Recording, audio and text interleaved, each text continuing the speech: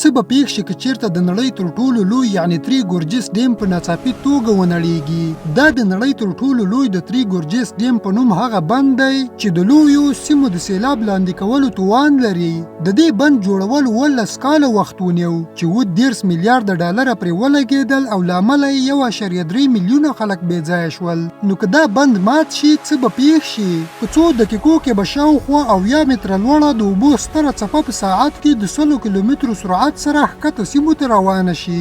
نه به د خبرتیا وخت وي، نه د خلکو د ایستلو، او نه به داسې څه وي چې مخه یې ونیسي. د 3 ساعتونو په موده کې به چنګ ښار چې شاوخوا 4 میلیونه اوسیدونکي لري تر اوبو لاندې شي. د 6 ساعتونو په تېرېدو به سیلاب ووهان ته ورسیږي، هغه ښار چې شاوخوا 11 میلیونه خلک پکې ژوند کوي. د 4 ساعتونو په تېرېدو کې به ووهان تر شانګهای پورې ورسیږي چې نږدې 6 میلیونه اوسیدونکي لري. په ټوله کې به شاوخوا 400 میلیونه خلک د دې سیلاب په مسیر کې راګیر شي، او هغه کرنیزې ځمکې چې د دې خلکو خوراک برابروي په یوه شپه کې به له منځه ولاړې شي. د چین اقتصاد به سخت زیان وویني، او د دې ترڅنګ چین چې د نړۍ د مصرفېدونکو توکو شاوخوا 10% تولیدوي، نو د نړۍ اقتصاد به هم له سختو ستونزو سره مخ کړي. او هغه برخه چې ډیره ویرونکې ښکاري دا ده، ویل کېږي چې په 2020 کال کې سپوږمکۍ انځورونه وښودله چې بند لږ بدلون یا خوځښت کړی.